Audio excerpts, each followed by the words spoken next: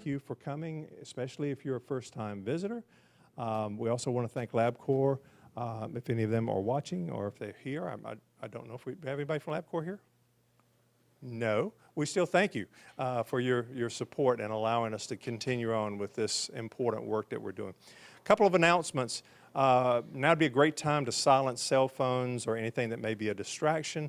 And I'll let you know that we are not only streaming this out live now, but also videotaping it. So if you want to go back and look at any of the content, you'll be able to in a few days. Or if you know someone who couldn't make it and they would like to look at the video, just let them know. It'll be up on our site in a couple of days. You know, when we started this series over 16 years ago, it was with the intent to introduce not only computer science students, but students across all disciplines at NC State into this wonderful and unique world of leadership in technology. And we've covered so many different subjects. Well, tonight, we're going to hear from an expert who's going to tell us about how AI is going to impact biosystems and human performance computing. Tonight, we're very honored to have with us a special guest speaker, Jerry Heneghan. Jerry is co-founder and chief design officer with BioMojo. And it's really not fair to condense someone's professional achievements the way that I'm doing, but for the sake of time in this introduction, I just have to do this. So let me simply say, Jerry has been he is an Army veteran, having served as an aviator on the Apache helicopter. He's a game industry leader. I think you and your wife created Virtual Heroes, among other things. A medical simulation innovator, a pioneer in computational biology, and he served as a professor of the practice over at UNC.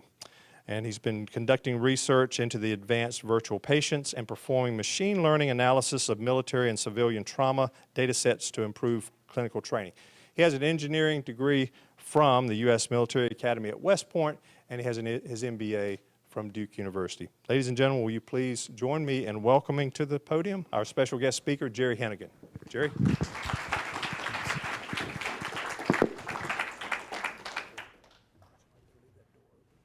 Yeah, it's good, yeah. Ken, thank you for having me. Very honored to be here with you today. So I'm just Jerry, not a scientist, not a computer scientist, just a guy that builds things. I wanted to start off and give a shout out to my wife, Christine. She's at home. She's the CEO of our company.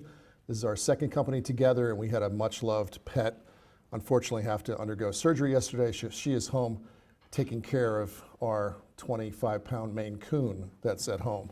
So some of you know what those are. Anyway, Christine, love you, and thanks for the support. So I'm going to talk about some things related to the Department of Defense. Not a statement, it's just that's the world that I operate in, and I wanted to show you some examples of what's going on out there. So once again, this is me. I grew up in New York City and then in New Jersey, and was fortunate enough to go to West Point, graduated as an artillery officer, then I went into aviation and spent most of my time flying the 864A model Apache, and then later on went to Duke to get an MBA there. When I left the Army in 1998, I started off at Interactive Magic, which was a game company here in Research Triangle Park. And then that company went public, and then after that public offering, I went over to Red Storm Entertainment. And then that company was acquired, and then I went to Nortel, and Nortel supported me in my MBA pursuits. And then as things go, I wound up at the Research Triangle Institute doing medical simulation. So a lot of what I'm going to talk about today really started there. And after that, my wife and I started a company called Virtual Heroes that we ran for 5 years. We worked on the America's Army game and other things. And we sold that company in 2009. And we stayed at the company that acquired us.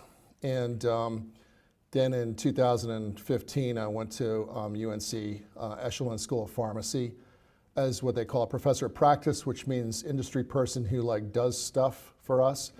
And I was asked to put together a program for avatar-based learning. And also I did a bunch of machine learning work for the Department of Defense. So, you know, if you're sitting there, what does this guy do? These are some of the things. They're all connected together, but they may seem like they're disparate. So computational biology, so what we're talking about is a mathematical representation of the human body, and I'll dig into that a little bit deeper. Synthetic human anatomy you see on your right side, so we're talking about biofidelic, extraordinarily high resolution body parts for training of surgeons and medics and physicians' assistants, and so we've gotten into that. XR training simulation software. So most of the people that work at Biomojo came out of the computer game industry, so it's only natural that we deliver things that are on multiple platforms to include mixed reality, virtual reality. We deliver stuff on desktops and so on and so forth. Digital therapeutics is a new field in terms of creating digital approaches for things that used to be handled by pharmaceuticals. And we're very fortunate to be on a contract with UNC. And there's a trial going on at the hospital right now for a suicide prevention application that we helped to put together. Tactical augmented reality, we'll talk a little bit about that in terms of helping medics empowered downrange to provide the highest level of care when they're isolated and sometimes alone for long periods of time. I'm going to talk a lot about the application of wearable sensors for performance optimization, and finally, probably last year we got into building some medical device prototypes under contract with the Army. The glasses that you see on the bottom are from a company called DigiLens. It's in San Jose, California. They're state of the art. They got released, I guess, in May of this year, and that particular model is called the Argo. So this picture right here is basically a screen from an application called NX-Comms. It's natural language processing to allow folks to talk to synthetic patients, whether they're holograms or mannequins or avatars on a screen. And the other thing it allows is instructor facilitators to issue very simple voice commands and in real time basically adjust the physiology on all of those types of synthetic patients. This is another screenshot. This is a digital therapeutics application. Last year we did some work for the Veterans Administration, and we particularly focused on veterans who were in prison. And so about 40% of prisoners in the US are veterans, and about 40% of the staff that work in prisons are also veterans. And so we created the beginning of something we thought would help them with a grant that we received. Tactical augmented reality. So telestration is remote workforce management. So that's, a medic in a faraway place on a hilltop somewhere through a satellite connection perhaps, calling back to a surgeon at Bethesda, Walter Reed, and asking for help and getting auditory guidance and also visual guidance on his or her heads-up display. But it's also could be used for contested logistics. So I think a lot of us are watching what's happening unfortunately, in the Ukraine with that conflict right now. So it's a very lethal environment. It's the advent of drone warfare. There's a popular book out there by a guy named John Antal right now called 7 Seconds to Die. So right now, if you can be seen or heard or are emitting an electronic signature on the battlefield, you can be taken out at machine speed in about 7 seconds based on what's hovering around out there. And then clinical decision support.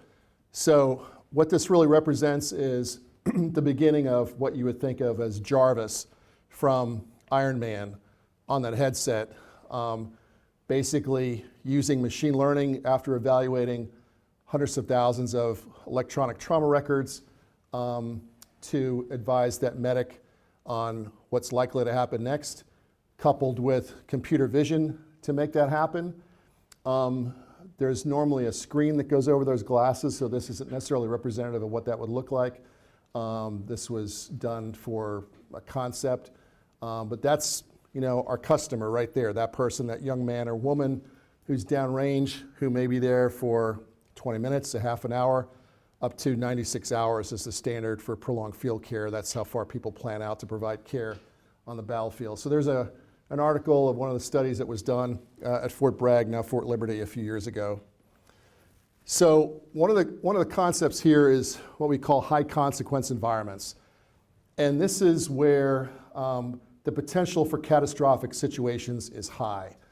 The end result of a catastrophic situation being completely unacceptable in terms of loss of life, loss of equipment, loss of property. And so I've got some categories over there, of course, aerospace, medicine, the military, where we have operators out there, public utilities, transportation systems, train accidents, accidents with cruise ships, water, things on the water, oil refineries, offshore rigs, Deepwater Horizon, we all remember that a few years ago. Chemical plants, I'm dating myself, but when I was about your age, we had a thing in India, Bhopal. It was absolutely horrific. Construction accidents, and of course, manufacturing. So, what needs to happen to prevent those types of things from occurring? And I've got some things over there in terms of hazard identification, risk assessments, protocols in place, staffing, training. This is the underpinning of everything I'm going to talk about today. Another term that you'll see in what I'm doing is resilience. So we just actually briefed a project at a conference. It was trauma resiliency and gaming for resilience. And the idea of that project was, can you put medics in some contextually ambiguous medical situations with multiple patients who each have polytrauma, so they have multiple types of injuries, in a way that's driven by AI with multiple variables, perhaps up to 12, so that every time a trainee goes in there, he or she won't know what's about to happen. And while we're at it, let's do it in mixed reality and censor up that test subject so that we're measuring things like EEG, galvanic skin response, doing eye tracking and things like that. And so resilience, basically being able to improvise, adapt, and overcome in incredibly difficult, lethal, in some cases, challenging situations, and overcoming that, both as an individual and as a team. So, human performance in biosystems. So if you walk out of here with anything today, my purpose, my intent at least, is to have you understand what human performance is about in the current work environments that we sometimes find ourselves in. So human performance became a thing probably about 3 or 4 years ago, and the military is really doing a lot of the innovation out of necessity, right? Because of people being at risk, complex equipment, and things that are happening. I've got hybrid teaming and more. I go to a lot of conferences on human performance nowadays, and the thing I hear about more is about human and machine teaming. One human to one drone, one human to multiple unmanned systems out there. They could be driving, they could be flying, they could be static somewhere listening or whatever. So what does that look like? And how does that information go back and forth? And what information do we give to the human operator? And how do we keep that human in the loop such that bad things don't happen? And so, bottom line, I apologize this being an eye chart here. You're going to see a lot of my slides are eye charts, and I apologize in advance. It's a bad habit.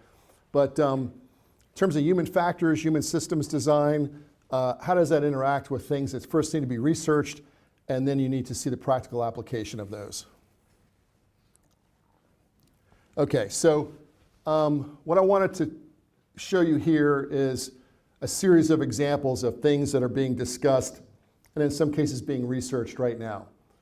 So this is people coming together from the military, academia, industry, to talk about how things can be leveraged for advantage, whether it's in the military, on the battlefield, or in the workplace, in a dynamic environment there. And so in this case, we've got technologies that increase critical reaction time. So we're talking about Formula One racers, esports professionals with quick twitch skills, law enforcement people where they have to make snap decisions in a couple of seconds that might mean the difference in life and death for someone that they're looking at. And so how do we leverage technologies to do that, to eliminate threats and risks in the safest way possible? One of the interesting things is most of the background on what I'm going to talk about here is technical, but in some cases, these things create business issues, business problems, business opportunities. The next one is exploring models and tech for cognitive and physical state analysis during close combat scenarios. So what's driving a lot of this is folks that are operators in the most stressful possible conditions, life and death, ambiguous situations in faraway places, and how do you quantify cognitive fatigue, cumulative fatigue, post-traumatic stress, predicting imminent things that are about to happen, and cognitive fatigue states. How do we do that? How do we measure it? How do we understand what the short-term and long-term problems are associated with that? And so that's another thing that's being examined right now. Developing a hyper-resilient capability through available tools and resources. So monitoring, right? Wearable biometric sensors, you don't necessarily need to create them, but you need to understand how to apply them in an integrated solution. And so, the whole idea here is, what are we measuring? We're measuring heart variability, respiratory rate, EEG, electrodermal activity, and biomarkers of stress. So the last project we did, we had test subjects wearing a HoloLens 2, wearing a skull cap, and they were wearing the HoloLens on top of that, which was not the best way to go. Now a lot of that can be replaced by earbuds. So you don't get as many channels of data, but you get good quality data coming through the earbuds. So this is all coming together. God, it's really warm in here. God, turn the heat. Wow. Advancing soldier awareness with heads up and heads down display. So many of you, how many people play games here? All you gamers out there, there you are. Okay. So how does this work in terms of data being presented to operators? They could be medical professionals performing surgery. They could be soldiers downrange. Could be someone operating a rig offshore. What does that really look like? How does that data get manipulated? How much data is too much? What does that work? How does that work in different weather conditions, day, night, things like that? And when you're talking about multimodal displays, how does that work? Let me give you an example. So I used to be an Apache helicopter pilot back in the A model days, and I flew a lot in the front seat. In the Apache, both the front seat and the back seat are both pilots. And so in the front seat, you're looking through a sensor that's about 8 to 10 feet in front of where your butt sits in the aircraft. And that's on a gimbal in the front. And so one eye is looking out day or night, seeing the things that your eye sees in your head, and the other one is looking through the sensor up in the front. You're talking on 3 radios, you're wearing a lot of gear, you're strapped in, you've got chicken plate armor, you might have a chemical protective mask, you've got threat systems talking to you about missiles or potential other threats that are out there on the battlefield. And then recently, in the last few years, the military decided, why don't we take that front seat person, because he or she is not busy enough, let's let them control a drone or any one of 2 or 3 drones that might be up to 50 miles away, flying, orbiting the engagement area, so they can kind of see what they're flying into. So you're flying, you're shooting, you're moving, you're communicating, and now you're flying a drone, or targeting it towards where you're going to be going. So that's a lot of stuff going on. So at what point does your body just shut down from information overload? And oh, by the way, you're in a moving aircraft in an incredibly unforgiving environment, flying over the treetops at 150 miles an hour, and you've got rotor blades from other aircraft like right around you. So it's kind of a high stress environment. So the human factors associated with that are pretty incredible. But people are out there doing it every day. Sleep health. So lately, the last couple of years in the conferences I've gone to, I started hearing things that I'd never heard before, right? Now we're worried about people's sleep. We realize sleep is necessary for ongoing operations. As an aviator in the Army, I used to catch a lot of grief because we used to have this thing called crew rest. So other people that were operating tanks, artillery pieces, infantry folks doing their thing didn't have crew rest, but because we were operating 21,000 pound, very expensive, lethal aircraft, the Army decided that we needed a certain amount of sleep in a given period, similar to airline pilots, such that sleep didn't affect our ability to operate in the domain. So you understand sleep, you get to the point where it's almost like being intoxicated, right? You're so absolutely fatigued. Put that person in an incredibly difficult environment and it could mean disaster, right? So now we're thinking about cumulative sleep. How do we measure sleep, not only in the evening or whatever sleep period someone has, and it might be sitting in the back of a truck somewhere, but how do we manage the physiological factors of that person during the day to see what their oxygen saturation is and things like that. So now we're worried about sleep.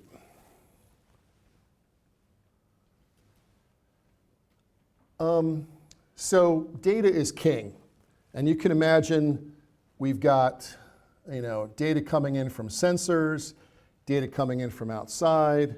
We're measuring all manner of biometric information coming off an individual or a team of individuals. Where does that all go, right? Have we all seen the scene in Jurassic Park where we send the rangers out there to take care of the T-Rex and all their heartbeats are out there and all of a sudden one by one they kind of disappear? Well, somewhere in a work environment near you, the same thing will be happening. They won't be getting eaten by T-Rexes, but people will be monitoring the physiological responses of people in real time and not just in space exploration.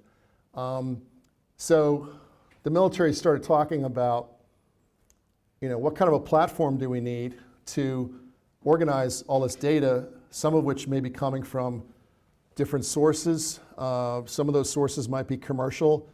You may have heard just a few years ago that there was a situation, I believe it was in Afghanistan, where folks that were getting their fitness on were using their fitness trackers and we're creating a huge data cloud out there available to anyone on the internet to see why 300 or 400 people were running around in circles in a certain remote area of the world by day. It makes someone wonder what's actually happening there.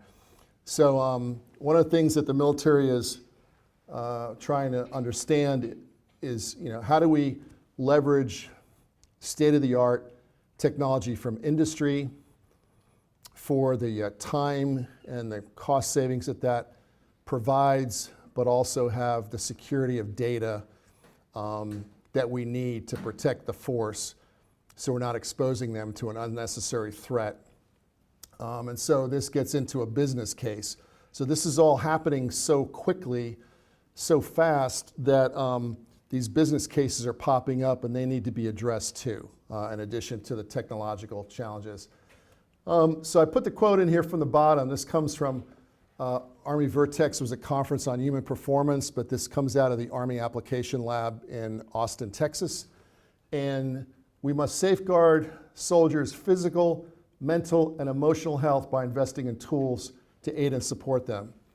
That was the first time I ever saw that. I used to be in the Army. I think we've learned a lot in the last 20 years in terms of how to sustain people. You may be aware there's a tremendous challenge with suicide in the military for both veterans and also active duty people. It's tragic. The numbers are staggering. I haven't checked recently, but up until fairly recently, it was 22 people a day, taking their life, that operated in that environment. I knew who some of those people were. They were my friends. And so it's encouraging that folks are taking a holistic approach to how do we really, look at this individual as a system of systems, right, that has different components. There's an emotional system, a physical system, a cognitive system in there. and try to maximize the effectiveness of that. NASA's always been there. The conferences that I go to, NASA shows up, and NASA, of course, is gearing up for near future space flight. And they anticipate a whole new realm of challenges in a completely unforgiving environment on deep space missions, perhaps to Mars, where help is not necessarily nearby, and care may need to be provided to people who are sick or injured. And how do we track that data and basically optimize that experience so that folks stay as healthy as possible? Space creates other challenges like submariners in terms of being in very confined spaces for long periods of time, sometimes devoid of other stimuli, and so all those things will have to be evaluated. I want to talk to you about virtual physiological humans. So there was a project in the UK called the Virtual Physiological Human Project. Actually, it was across Europe. It started off in the UK. And really started off around 2005. Received quite a bit of funding. I just looked up this morning. One of the sub-projects got about $15.1 million in funding. And so the idea was, let's bring academia, industry and government together to start putting together a roadmap for basically a digital twin of humans for very discrete purposes that I'll talk about. I'm going to show you a video after this. It runs about 5 minutes. It's kind of long, but I think it's worthwhile, and I think it really conveys the potential for the human digital twin, and it's some of the concepts we talked about when I was over at UNC in the School of Pharmacy over there. Suffice to say, despite the funds that have been spent, the efforts that have been made, progress has certainly been made. There's a lot of information about this program on the web, but I still think we're just at the tip of the iceberg, just scratching the tip of the iceberg. And so in this case, we're talking about personalized care solutions, reducing the need for experiments on animals, that's huge, more holistic approaches to medicine, and preventive approaches to treatment of disease. In terms of modeling, is there anybody here from biomedical engineering at all? Raise your hand, couple, few. Okay, there you go. So I've had a chance here probably in the last 6 months to interact with undergraduates and PhD candidates in the biomedical engineering program, doing amazing work, actually working on projects. And one of the things I always tell the students is, because it's not always obvious, is let's not forget about the power of simulation as you think about why things that are out in the market are failing. And I run into students that have mad skills in mathematics, computer programming, MATLAB, things like that, that could run their own simulations, run their own scripts for those things. The other thing that pops up from time to time, and it's something that I didn't really start thinking about until I was over at UNC, is material science. And I got into that because of the synthetic anatomy. So you may not need to be, a PhD in material science, but you need to be curious and understand how that helps you to do your job, and it also factors into failure rates for equipment, devices, things like that, because it's not always human error, right? Human error is a large part of it, but not all of it.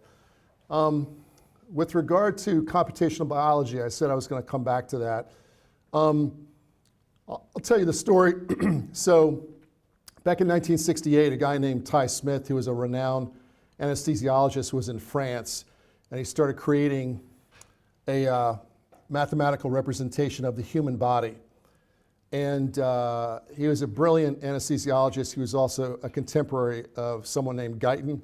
So if you're in biomedical engineering, you probably have a physiology book like Guyton's Guide to Physiology out of the University of Mississippi. Well, those people were friends. They were contemporaries. And Ty later on teamed up with a gentleman who ran a company up in Whidbey Island, Washington, which is near Vancouver. And it's a very small little slice of land up there. But he ran a company that did flight sims around the world. He would go service big jets for companies like Delta and American Airlines and British Airways and things like that. And And so he basically used that approach, and this is something that I could understand as a former pilot and someone who spent a lot of time in flight simulators, used that kind of approach to representing the body, right? And the initial training was really focused on anesthesia, right? Training people how to do anesthesia appropriately, successfully. And it was one of probably only 3 or 4 physiology engines that were really solid out there in the world. So when I went to Research Triangle Institute around 2001, I got to meet Ty Smith, physician, and start using his physiology. We took an early version of a game engine and combined it to try to create a simulator, started doing research projects in that area. We did all kinds of projects, and I got to know Ty a little bit. And then later on, I went off, I want to say around 2004, to go work on the America's Army game. In 2005, I wound up at a conference at Stanford with Ty Smith. And at that point, America's Army had about, probably about 150,000 hours of gameplay every day. It had 50 million downloads. It had about 12 million concurrent users. And I got to talk to Ty. We had a nice lunch. We hadn't seen each other in a while. And he said, hey, I'm really excited about what you're doing. And you got to understand, Ty is a very spiritual person. And I have a tremendous amount of respect for him regarding that. And he said the idea that young people around the world are speaking to each other, boys and girls, young men and women, they're working as teams to solve problems, they're solving challenges, love all of that. The fact that they're shooting each other, not so much, right? And that was kind of a deep moment there, for me. I was an Army person, but I'm also a parent. And I said, wow. And he said, look, and I didn't realize that he knew that he was ill at the time, but he said, I don't know how much longer I'm going to be here, but I want someone to do something with my physiology engine, and I'd like that person to be you. And I'd like to find a way to basically give this to you, and I want you to do something with it, right? And so we eventually transacted a deal. I think most of the funds that we paid went to pay for the programmers. I don't think Ty ever saw a penny from that. But we used it. It got rolled up into the asset purchase agreement when that company called Virtual Heroes got acquired.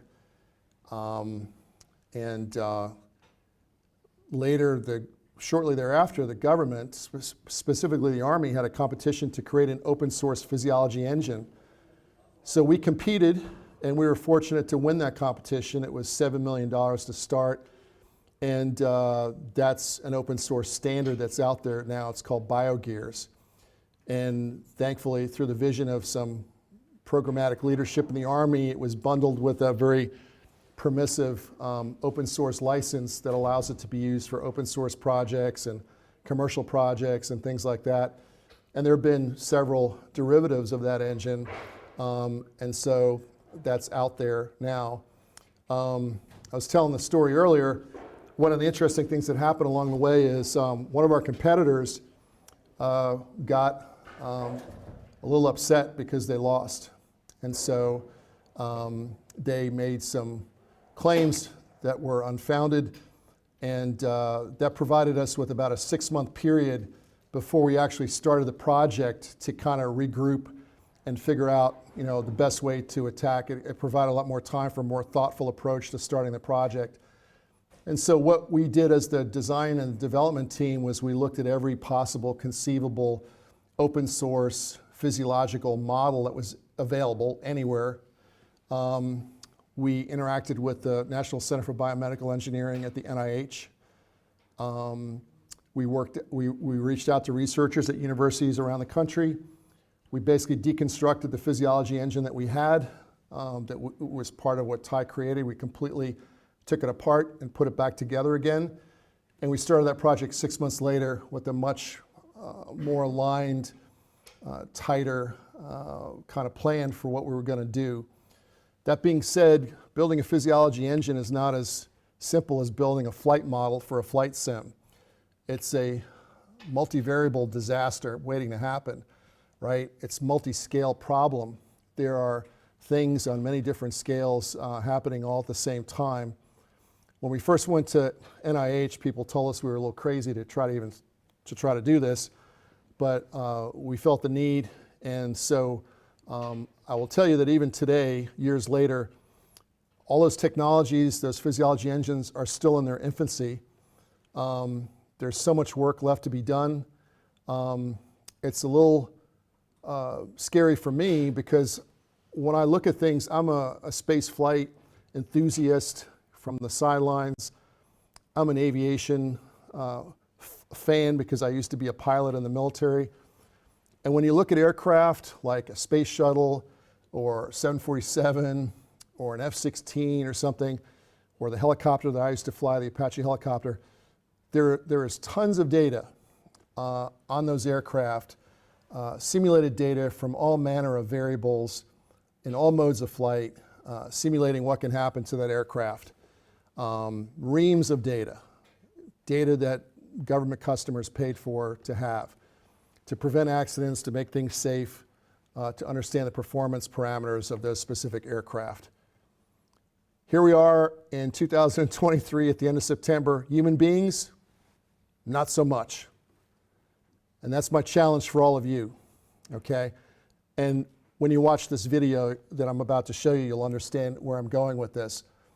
Reason I came here today is to tell you a little bit about human performance, about what's happening in terms of how organizations, whether they're in the military or in other industries that require safety, are trying to understand how to leverage technology to optimize performance from a whole bunch of parameters, whether it's cognitive or physical or psychomotor or emotional, and put that together.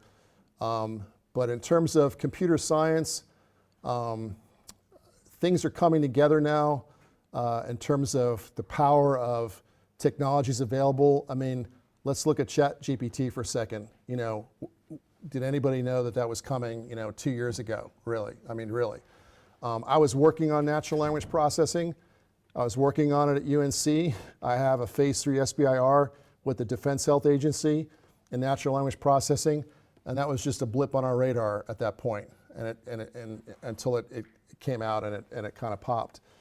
So you never know what's going to happen. So my message for you all is that there are huge opportunities to address huge challenges that provide real value for humanity in terms of people's safety, in terms of peace, in terms of people's health, healthcare, things like that.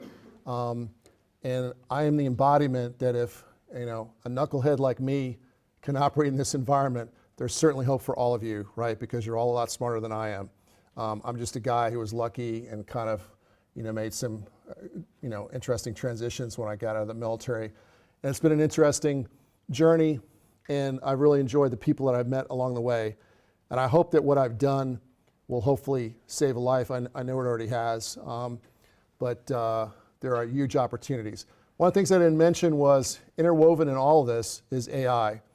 And more I'm seeing, machine learning, looking at large data sets, or deep learning, looking at things related to video.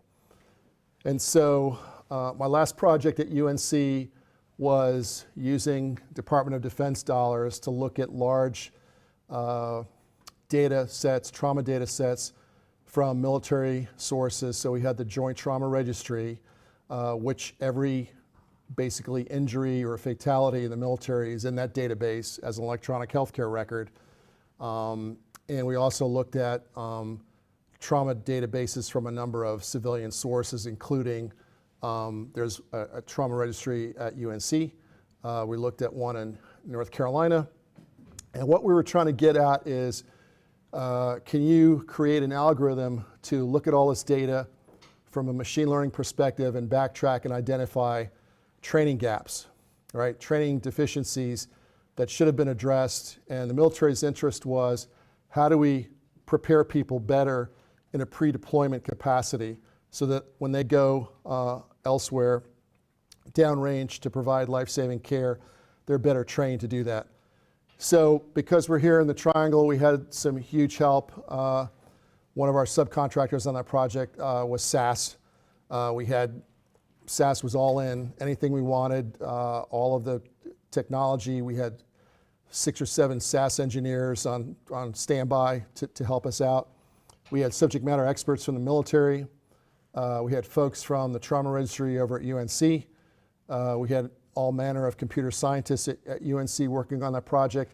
And we had another couple of vendors, some of whom were based here in the Triangle, including, I should mention, Kitware, a pretty amazing company up in Carborough. And so I never thought that it would be this way when we started, because, in a very simple approach that I had in my mind, you say, well, shucks, everything you do with a patient has a code. At the time it was ICD-9 codes, ICD-10 codes. A leads to B, leads to C, and even from a purely billing perspective, cha-ching, cha-ching, cha-ching, like you have to record everything that happens. And so we were looking at only 3 types of very traumatic injuries for the first 48 hours, from point of injury for 48 hours after they got to the hospital. And one of the things that we learned was that there were huge gaps in the data, whether it was the military data or the civilian data, in terms of we had to interpolate things. It was obvious that patients got mismatched and confused in some cases. In some cases, whole swaths of data weren't there on the patient. And so that was kind of shocking. And so, there's a whole huge opportunity for any of you, if you're interested in data science, in terms of creating the next generation of electronic healthcare record. And that's free advice. Somebody here is going to be a billionaire because of that. But there you go. So anyway, let me show the video here, and then we can have some Q&A.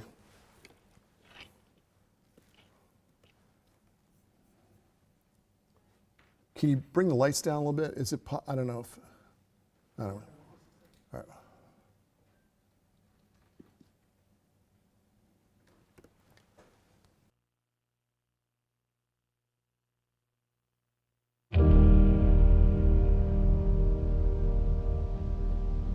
Our bodies are exquisitely complex machines.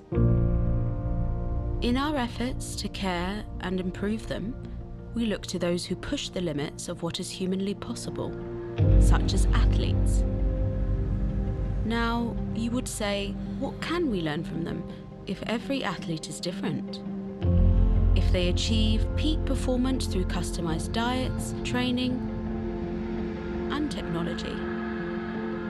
As it turns out, we too are all different. That is to say, there is no single lifestyle, no diet, no medication that will work equally well for all of us. If this is so, how can we get the best out of our bodies?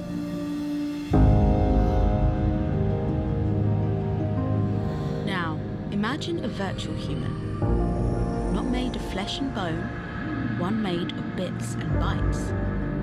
And not just any human, but a virtual version of you, accurate at every scale, from the way your heart beats down to the letters of your DNA code.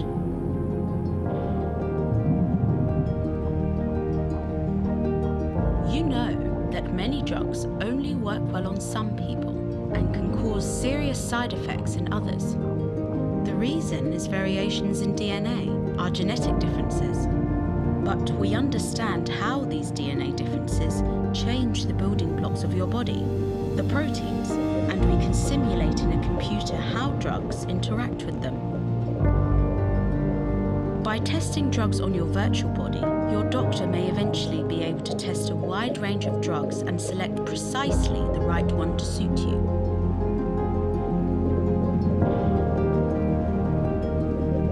But sometimes, choosing the right drug is not enough. We must also be able to deliver it to a precise target in the body.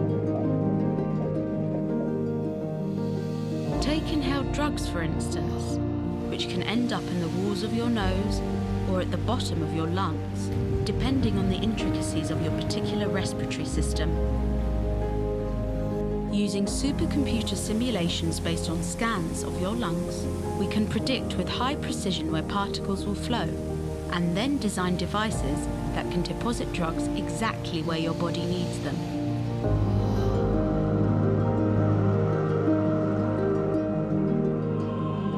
Well, obviously, mastering drug delivery means controlling the body's main transport network, your circulatory system.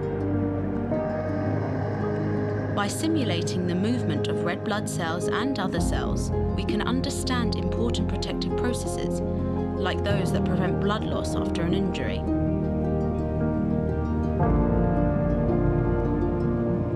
Virtual humans could help doctors to plan risky surgery too. They could be used to work out how to reach an aneurysm deep in the brain that is at risk of rupture, which could cause a stroke. Surgeons could then try out the best treatment or implant to suit the location and shape of that particular aneurysm. They could even double-check that the implant will not cause problems, such as clotting, before they try it out on you.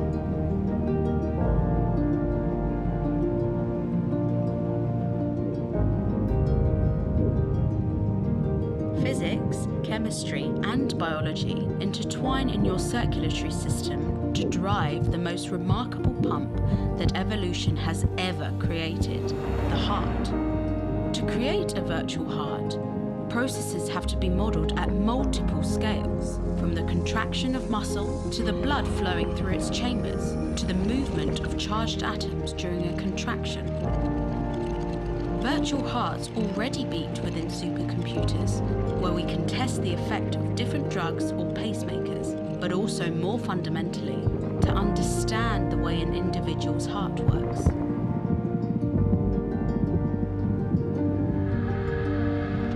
Your virtual avatar will not only be built in your image, it will also move like you.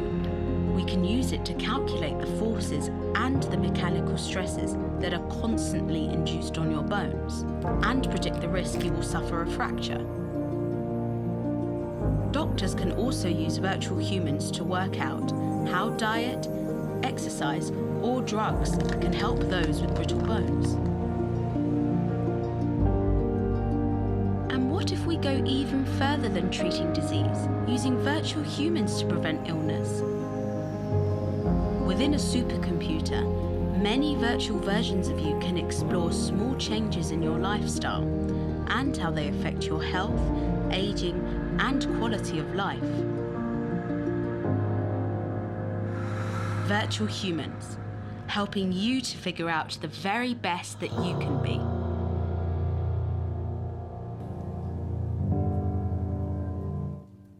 All right. So what have we done? We've talked about what human performance means, at least to the federal government, the folks that are investing in these technologies and these approaches. We've talked about some biosystems. I think I've thrown out some examples of how these things open up opportunities for computer scientists to solve unprecedented problems for humanity. And I think the future is bright for all of you in terms of plenty of meaningful work, doing things that just a few years ago none of us could even imagine. Tools out there, AI tools that are available, are going to only make that hopefully more streamlined and more effective and efficient. I know I've got some people online from our team, so you should know that Team Biomojo has funding from the US Navy right now. We're building a multi-parameterized digital virtual human. So what we've done is we're creating a hub into which different open source and proprietary technologies can input data into either a single or multiple virtual humans in terms of anthropometrics, biomechanics. We're ingesting markerless motion capture. There's physiology. There's also natural language processing in there. So there are people getting gray hair right now at Biomojo trying to figure all that out, but that's what we do. So we're very excited about that. So we're working with some open source tech and also some commercial tech to try to get that all that in there. So once again, End of September 2023, multi-parameterized digital virtual human. It's like a unicorn. Go find one, right? Because it's not there, right? All these technologies are stovepiped. They're not talking to each other, and that's not helping anything really. So I wanted to leave some time for Q&A. I think we got a little bit of time here, about 7 or 8 minutes. What are your questions that I can answer for you? Anyone? Yes, sir. Across all the different modalities that you're working on evaluating, creating new simulations of a virtual human, what facets, whether it's electronic healthcare records or some other piece of the puzzle, what facet do you see as the most lagging behind or the most struggling, whether it's open source, proprietary, or both? It's hard to answer that question. I mean, like I said, I'm not a scientist. I've kind of walked in here as, I'm a common man looking at this. And as I look at everything that we've touched, everything that I've touched, everything that I've talked about, there's problems in everything. Challenges in the continuity of electronic healthcare records, challenges in the fidelity of physiology engines for simulation, to include pharmacokinetic, pharmacodynamic drug models in there, things like that. I'll tell you a quick story to answer that real quick, and it kind of reveals where we are. So when I first went over to UNC, Fred Eshelman, who the school is named after and who has donated a lot of money, he also, he created companies down in Wilmington, drug trials companies. I had never met him before, really amazed. They told him what we're trying to do. We wanted to create virtual humans that would help to train pharmacists in school, but also potentially help patients to understand the lifestyle and the choices that they make, and to understand that with minor modifications where they might be in 5 years or 10 years or things like that. And so we were talking to Fred, and he immediately picked up on that.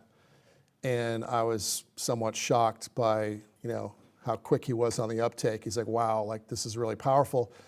But then he went a step further, and unless you work with physiology engines, you might not know this. And he said, what would be really interesting is to use this kind of technology to create drugs starting from simulation. But it's going to be hard to do that because we don't really understand the tissue properties of tissues in the body. And he was exactly right.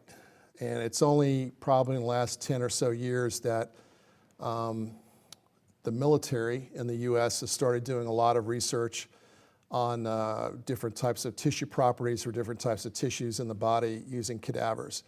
So if you want to create a drug and understand like the clearance factors for that drug, how that drug permeates systems in the body, or how to clear that drug from the body, you need to understand the parameters of the tissues. And we just don't know a lot about them right now, which in September of 2023 is staggering, right?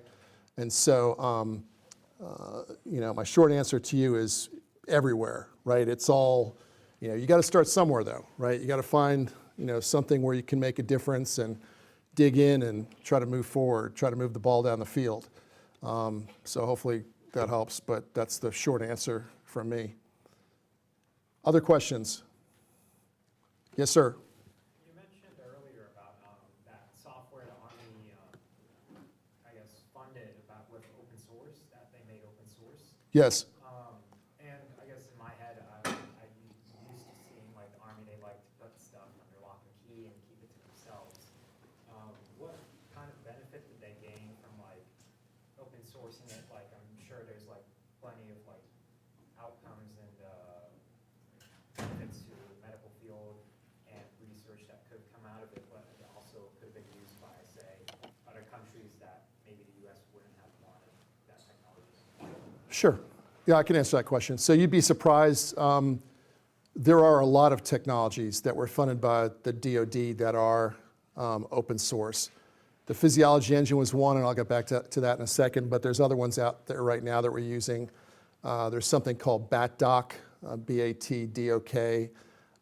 There are other technologies like BATDOC. BATDOC is used to provide data management for battlefield trauma medicine in terms of cataloging, sending data, organizing data. There are open source civilian equivalents of that you can download on a website right now for civilian emergency management and preparedness and things like that. But there's a lot of things. With regard to the physiology engine, the story was, hey, we're tired of paying for this over and over and over again and not really getting anywhere. So we're going to have a competition, and we're going to invest in a technology, and we're going to make sure that we get, what we paid for. But the reality is, a high tide lifts all boats, right? So one of the charters for the team was build a community. Start building a community, have people start using this, because that's when this becomes really interesting and it becomes powerful, when people start using it in their projects at universities or in companies or even in different countries, right? I think the bad outweighs the good there, right, in terms of the overall value. But that was something that other government agencies took a profound interest in. And so, it remains to be seen where we go from here. But that was the thought process. It's like we're sick and tired of paying for the same thing over and over again. Let's just get an open source solution. Let's make it the standard, air quotes, and get everybody to pile on for success and move forward from there. That was the thought process. Other questions? Yes. Okay, one more question. Okay, yes, sir. I wonder if I could get your perspective just on, I guess, the problem of complexity. With these physiological engines, there's got to be tons and tons of variables. How do you approach the problem of acquiring that information with instrumentation or operator training and sorting out what's the most relevant from what might not be for predicting whatever you want to? I'll answer that in a couple ways. So from a user developer perspective, you can go to a GitHub right now. You can download that open source code. You can look at the documentation that was there. We actually had our interns. In fact, where's Heath at? Are you back there? Were you on this project? Scouring websites, looking for what different physiology engines did and didn't do, and like creating the summary of that. I think this summer was one thing. You go with what you got. In terms of complexity, as I mentioned earlier, things are very primitive, and they're very primitive in terms of where a lot of the modeling came from is literature reviews from peer-reviewed journal articles, and also what I would call Kentucky windage, which is any number of medical subject matter experts saying, yeah, I think that looks right. Like those numerical values are, I'm okay with those. Like that's fine. And you're in a multivariable like system that's dynamic. What needs to happen is all of that information for different systems in the body should be basically evaluated through machine learning of like real patient records, right? In terms of what happens over time to a system if this is happening, what is the the degradation, flow down, and none of that has happened yet, as far as I know. That's something we've been talking about for a long time, putting a harness in there. The other thing about physiology engines is the one that we worked on was a top-down. It was, let's start with a human body and start looking at systems, and then go from systems to organs, and then maybe start thinking about tissues with whatever it is that we know. There are other engines that went in the opposite direction. There's one that came out of the Ukraine that started with individual cells into organs to systems, things like that. It went bottom up in the opposite direction. I don't say either one of them is right or wrong. At the end of the day, it's use an engine to do what you need to do. And a lot of these have been stuck in the mode of supporting simulation for pre-hospital medicine, for training, to augment what can be done with a medical training mannequin, right, in terms of, situations for medics and nurses and things like that. But we literally have just scratched the tip of the iceberg for what's possible, if that response is helpful. Hopefully it is. Yes, all right, thank you. All right. Thanks. Thank you so much, Jerry. Round of applause for Jerry.